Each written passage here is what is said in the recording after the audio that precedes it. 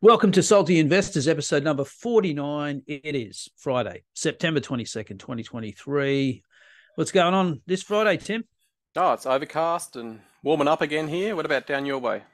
Yeah, it must be the first time in months I've actually said, it's not beautiful outside. It is actually overcast. It rained last night, my God.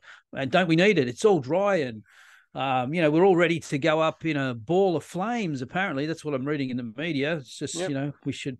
And I hope that people insist that Albo stand there and hold the prime ministerial hose when all the fires start, as they did with Scott Morrison, who was on holiday at the time. Anyway, so I think on that note, I think you might have some salt for us along those lines. Yeah. El Nino has been declared, and that just means a bit drier weather than normal, and on the east coast of Australia. It's been 8 years since we've last had an El Nino event, so farmers have had plenty of time to prepare.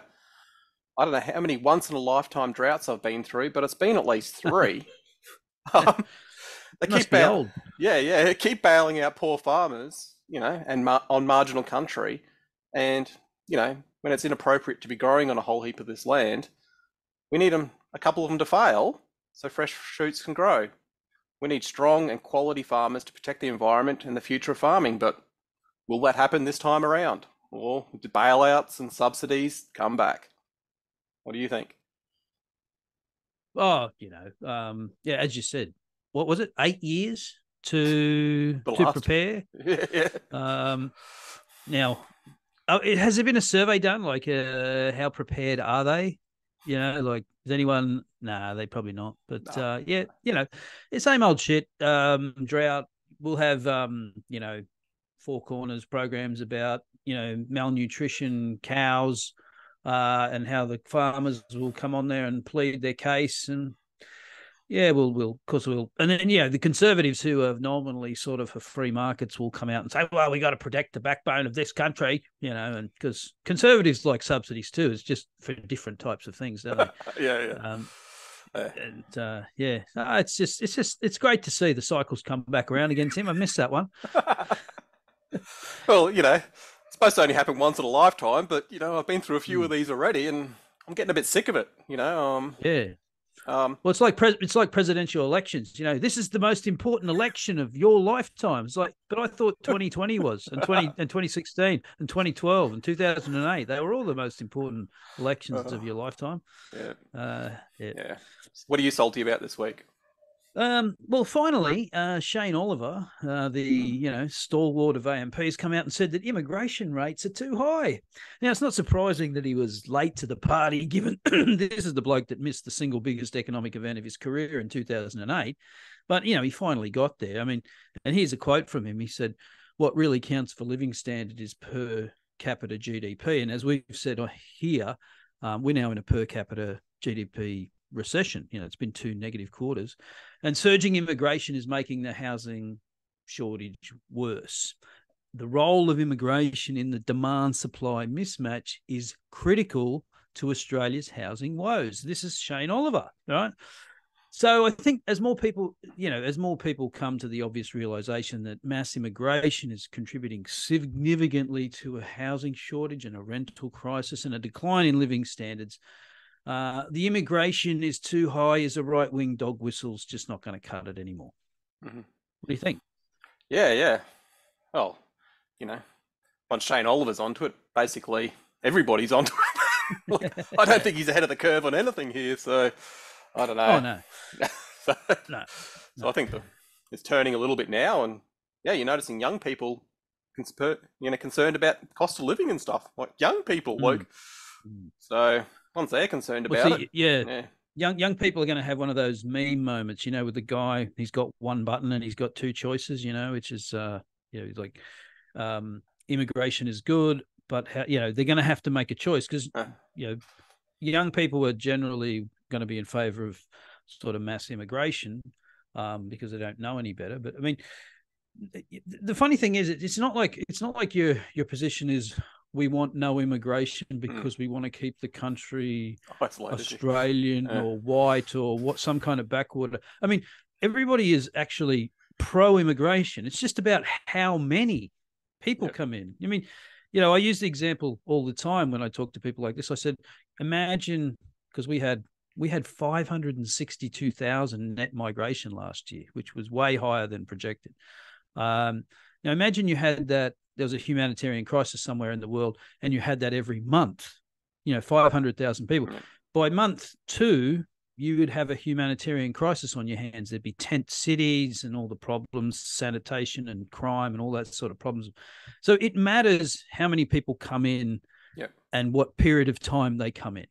Forget about where they come from. Just the fact that pressure on not just housing, but just all kinds of infrastructure, schools, hospitals, roads, all of that stuff. I mean, it matters. And you've got to be able to build the infrastructure to keep up with the population growth. And I mean, the only thing I can see why they keep doing this, Labor, is that they know the economy is in a shithole, but you can make it look better by pumping in more people and saying, well, GDP hasn't gone negative. We're still growing. Meanwhile, per capita GDP is in the toilet, and it's probably going to stay there for the next year at least. You've got the biggest decline in real wages since, I think, basically statistics have been recorded. It's worse than the early 90s. So, I don't know, you just, at some point, something's got to give. And the idiots running around saying this is the right-wing dog whistle. And by the way, the people that run around and say this, I mean, the Teals, like Allegra Spender, for example, I mean, she is a big Australia proponent. And also at the same time whinging about the impacts on the environment of fossil fuels. It's like this funneling in 500,000 people a year into the country has a massive impact on the environment. And she tries to say that they're two separate issues. They're not. There's no way they're separate issues. They're completely related. Yeah, well, something's got to give there. I don't think there's too much problem where she lives. Of course not. Yeah, I mean, I was talking to someone earlier in the week about this theory that the further you live away from a thing, the more you're in favor of it, right? Yeah, okay.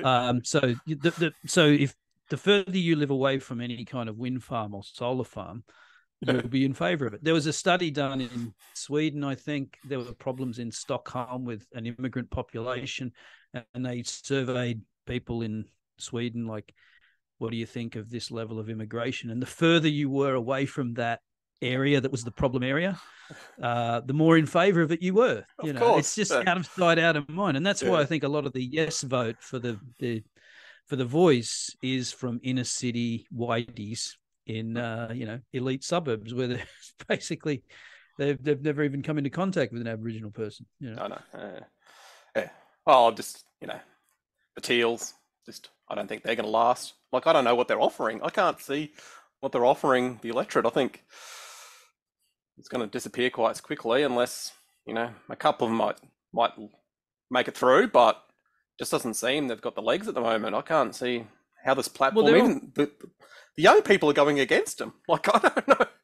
Well, they're going to get the votes. Fear works, because we came out of COVID, and they harnessed the fear of COVID. You just, swap COVID out for climate change. It works. There's a certain percentage of the population that's just living in perpetual fear of these phenomena, and it works for some, not for others. We'll see. We'll see how much money Simon will throw at them next election. Yeah, but when your grocery bill and petrol's at $2 a litre, like, you might have bigger problems on your plate, if you're actually in part of average Australia. I'm not talking about, the northern suburbs of, northern beaches of Sydney, like that. Yeah. They're not going to be affected by $2 a litre petrol. That doesn't affect them. So I don't know. They've got the same problem as the Labor Party in general, which is they're just out of touch with working class people. I mean, running around saying things like, if the Voice doesn't get up, the international community will look unfavorably on us. Like, who cares? That 24-year-old kid who's renting a house with 3 other people and can barely pay the rent and is commuting 50 minutes to work each way in Sydney or something. It's like, oh yeah, that really worries me what the international community is going to think of my, like, it's such an elitist. It's what does Rob Henderson call it? A luxury belief. It's a luxury belief. Yeah. Yeah. All right. So let's get off the ugly world of Australian politics and let's get into Whoa. the similarly ugly world. I put this chart in because I thought it was nicely done by Yahoo Finance. Mm. Give them some credit. Um, so that's basically they do the dot plot every every 3 months, is it? Yeah, every 3 months. And you can see in June there was quite a scatter of forecasts there. See the light blue? Yep. So you had some people over 6%. And now see how they've all come in now for 2023, and they're pretty close. So, but it's still signifying one more rate rise, right? By the end of 2023. Yeah, whether that happens or not. But the thing is, they haven't really moved. And then for 2024, the consensus is actually higher than it was for 2024. 2025, slightly higher again. So and why is that? Why is the Fed not lowered rate forecast? It was probably because look at their GDP forecast compared. They said 1% in June. Now they're saying over 2. 2024 is stronger. So they're saying, rates have got to stay higher for longer because the economy's actually done better than we think. Yep. But I mean, the other part of that is that if this year's been a sort of a crappy year for the economy and, the stock market really hasn't. Well, actually, the stock market's done quite well, hasn't it? If you take from January 1st, yes, but it's still, and the Nasdaq's up. I don't know, 40% almost, something like that. But you look into 2024, and the growth is supposed to be worse than this year, and things are supposed to be worse. Unemployment's supposed to be higher, although inflation will be down a bit. I mean, it's not exactly a fan for corporate profits, and particularly where the stock market is valued at the moment. But we've been saying this for a while, so maybe you can just wait it out. Maybe you can just wait it out. The stock market doesn't need to go down. We just wait it out. We wait for the printer to go brrr and the interest rates to come down. I don't know. happen. What do you reckon? Yeah. Just I've seen other things. Like in the 70s, 90s. We had 3 waves of inflation, and it looks like we're in the bottom of the. So it just goes in waves. It's not straight up and down. We've talked about this multiple times. It doesn't go in one direction, and yeah, it's looking quite good at the moment. So I'm trying to be positive, trying to look for things to do, and probably allocate or something. But yeah, it's still a long way off. They keep putting it into the future, and even Powell said, forecasts. Like it's a mug's game. Like no one can do it. Like he admitted that and said, we don't know what we're doing. We've got some of the best in the world, but they can't really determine what's going to happen in the economy. So I think they're surprised, and I think everybody is how well it's done. So yeah, absolutely. I think it's that 2-speed economy thing is, there's a certain level of people who earn above a certain amount who are doing fine, particularly in the US. They're locked into some fixed rate 30-year mortgage at 2.5%. I mean, they're laughing. But the bottom end, the bottom 50% are doing it much tougher. I just thought this was interesting. I got this off some guy on Twitter. He put this out. So inflation adjusted home prices in 2023 are 85% overvalued compared to the 130-year average. Of course, the difference here, and he pointed out, look, you've had, when was the last time we got near this was, financial crisis time. Yes. But I mean, people are, they're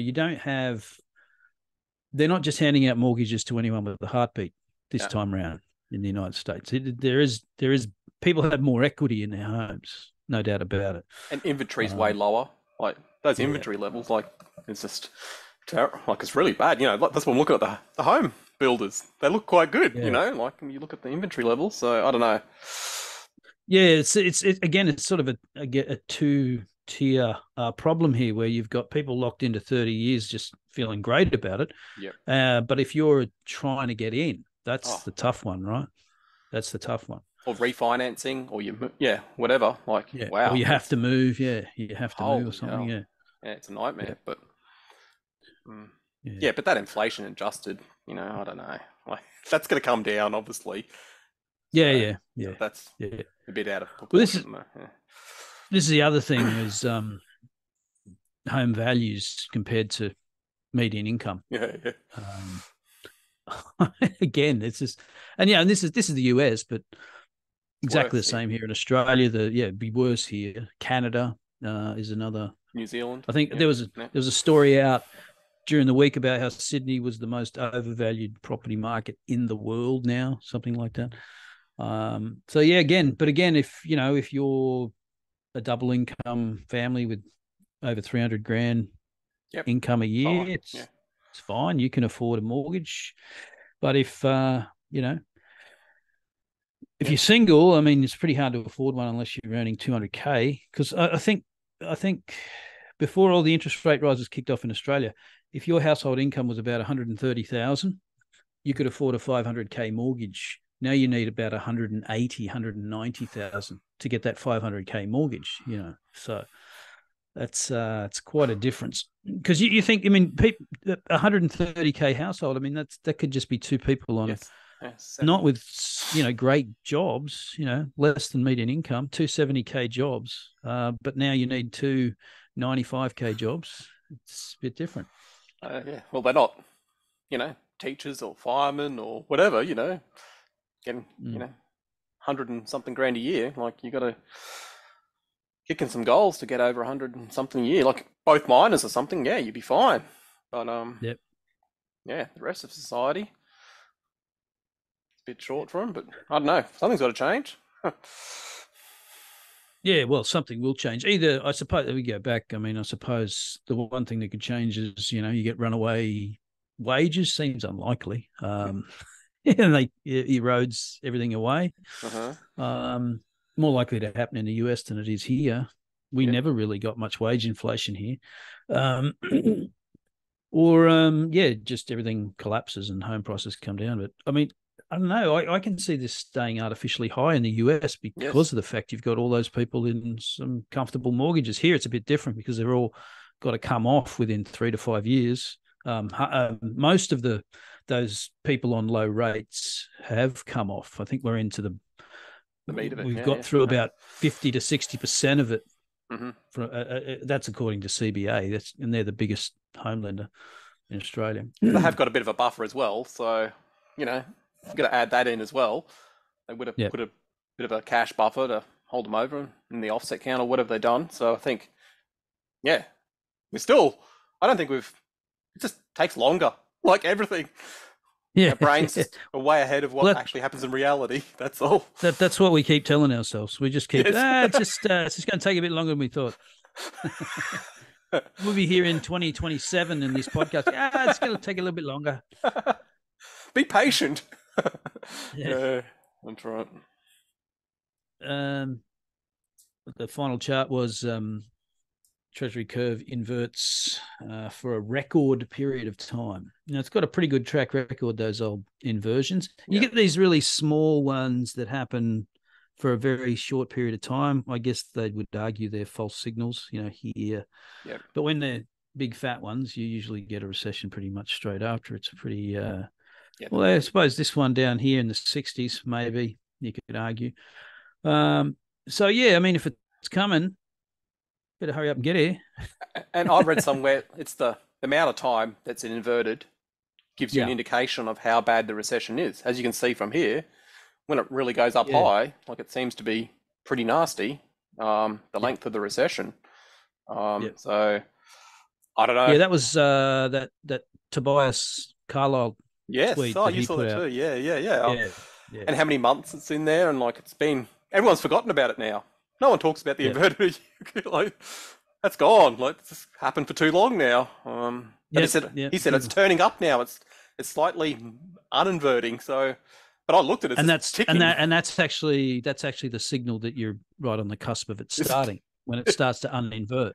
Right. Okay. Yep. So we could get one of those. I guess we're due for a really ugly October, aren't we? We haven't had one for a while. But it's it could be. What do you believe in any of that horoscope stuff? October's a bad time of year. September, Santa Claus rally and all this sort of stuff. Statistically, it is like I mean, if you look at like the worst months or the worst periods of time, statistically it is. But you know, what's the causation? You know, you can't put your finger on it, right? I mean, I flip a coin. So yeah. All right, we're up to Xpel. Back to a US company this week. Yeah. This one's a paint protection film company. Yeah, and on the surface you think, oh, commodity, what a junk company this could be. But you look deeper, and they've actually got a product quality moat and a service moat. Yeah.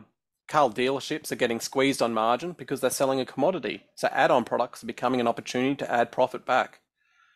Over the last 2 to 3 decades, there's been a high number of high-end cars being sold, and they are looking for paint protection. I've been totally wrong on this. I didn't see that. So, that's what happens. Most films don't have self-heal and a poor quality. And so that's one of the biggest advantages for Xpel is customer service and software. Imagine you're a car detailer, you earn a couple of $100 washing a car, but wrapping a few cars per day, you can earn a few $1,000s a day. Right. You're not going to penny pinch a few dollars to buy a cheaper film that doesn't look and work as well. The cheaper film has a much higher chance of that may need to be replaced, which costs you another huge amount of labor. So you're unlikely to go with a cheaper film. Xpel also provide great software. You put in the make, model, and year of the car, and on the plotter, it cuts out the perfect sized sheets for that particular make and model, saving you hours and hours of time. It's hard to beat a product that adds so much value. Competitors are in this area, but they're not investing, and they're not focused on this luxury and semi-luxury customer. So there's no decent fight. Let's have a look at the fundamentals. Shares are stable, employees are growing far less than revenue. Price to earnings and price to free cash flow are crazy expensive. Return on invested capital and margins are great, stable, and improving. There is no dividend, which is great for a high growth company. And look at the growth rates. Like, this is crazy. Like, this is twice what MasterCard and Visa or Microsoft are. And it's a 20-year-old company. If we flip over and have a look at the cash flow, we can see they've got a little bit of debt, but it's easily covered by cash flow. Yep. Currently, it's a PAU 40, so the market is factoring a fair bit of growth, but you can see the growth is there. Based on the past, we can clearly see that this is, customer discretionary, and so the luxury market will hold a little bit in a recession, but the mass volume in the B-class luxury will be hit really hard. Yep. In 2018, you could have purchased this for 18 PE. So if we have a recession, this could even drop to, a 10 to 13 PE. It's been a 40 bagger since 2006, and my guess it's got legs on an economic recovery. Right. So it's one of these ones that most people won't look at because it just looks commoditized. But you just look at those growth numbers, like that is insane. Like, so what's paint protection? There's a film that goes over the car that so when a little rock gets flicked up while you're driving and doesn't chip the paint, basically. Is this what we're talking about? So let's say if you're a little business owner and you bought yourself a Porsche, it's worth 80 grand or 120 grand or whatever, and you go, I want to protect my investment a bit. You just put a clear film over the body of the paint, and so if you get a rock hit your car or whatever, you don't have to re-spray paint the car. You can just, and then you can put different types of film on there as well, like graphite things, and makes the car look different. So you got all these little, and they're doing all these other extra stuff, but this is where the money is. And there's just the amount of luxury cars that are sold now, like Audis, BMWs, Mercs, like it's just insane. The amount of semi-luxury vehicles you see on the road nowadays. You go back 30 years, you wouldn't see that.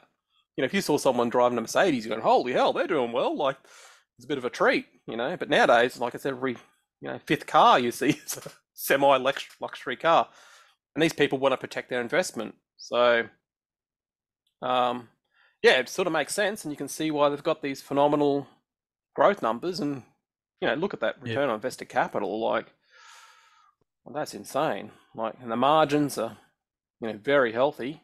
Yeah. And they're not actually not, doing the work. I mean, their shares are increasing, so they're not. Some of that reinvested capital is going into paying people more shares. ESOP. Well, yeah, a little bit, but it's nothing really. Yeah, and you see from the share price, it's just like I told you, it's a 40 bagger since 2016. 2016, sorry, 2006, sorry, 40 bagger. So yeah. Well, they have increased their shares by 50% in the last 3 years, basically. Shares outstanding. That's the float. Sorry, freight. That's the float. That's a free float. Sorry, yeah. Okay. Shares XPEL looking pretty good to me. Just constant, yeah, just constant. Yep. Yeah, the free float. Yeah, that's a bit of a concern. Yes, like more stuff are out there, but yeah, it's just outstanding that really long term, the one you're going to be looking at. Yeah, do they pay a dividend? I hope not. Like, I hope they go. Yeah. I hope they go into other markets. Like, imagine Australia. You've got New Zealand. You've got the UK. You've got, this system that all of Europe would be, Yeah. So the growth huge here, market. It's just great. And like, you've got plenty of places to expand into. And if you're a car dealership, like you're a Mercedes car dealership, you're not going to be wanting to sell a cheap film. You want to be selling top line stuff, and you want to be having add-ons to really add value. So yeah, I think it's just highly cyclical. Like, this really crashed in 08, 09. This really got hammered. Like, but this is what I want in my cyclical pile. This is the sort of stuff that you really, really want, because it's going to get really, really hated. And yeah. But you don't normally see growth rates like that for something that's, pretty industrial, like car film and stuff. Like, how do you get a plus 30% growth rates? CAGRs. Yeah, that is insane. So you could basically buy this now, and you could be fine, but it's just very expensive still. Like, look at those numbers, no? Well, I suppose it's. I mean, it feels like this shouldn't be too hard to replicate, right?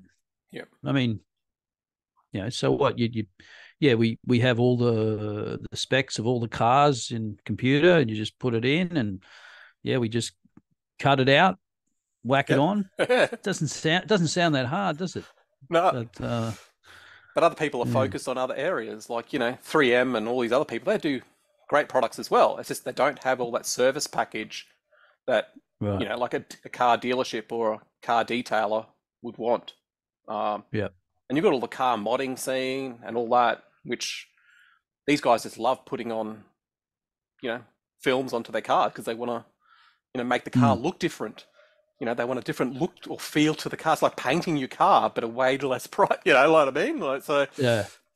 So is this when you go in to buy? When you're going to buy a new car today, they'll, okay, you buy the new car, and then they come out, they wheel out the accessories person that comes out and goes, oh, do you want floor mats and tinting and blah blah blah? So this is part of that. Is presumably when you go into, they're in dealerships, so the dealership will have this as an option. Yeah. Yep. And the dealership don't want to be doing, callbacks and, fixing products and all that. They just want something they can just roll out, put a huge margin on, and, never see you again, sort of thing. Like. And Xpel doesn't have to have shops everywhere where they put this stuff on. It's because it's at the dealership. They just go, here you go. The dealership just orders the film, whack it on. Yeah. Okay, so now that starts to make more sense now, doesn't it?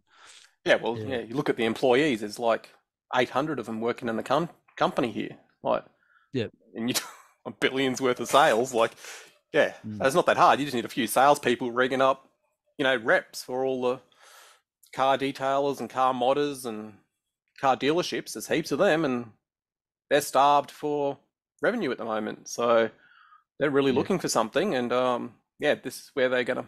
Oh, they do car window tinting as well, but obviously they're not a specialized. You know, they haven't got any advantage in that really. But so Yep. yeah, I think it's a great product, and like somebody could take them on here. You are right; it's still a commodity type product. Someone could really, but Yeah, people are they haven't. no, and these guys are just keep taking it away and taking it away, and you know, just look at the last 6 years. You know, it's just insane. So yeah. All right. Another good find there by Tim.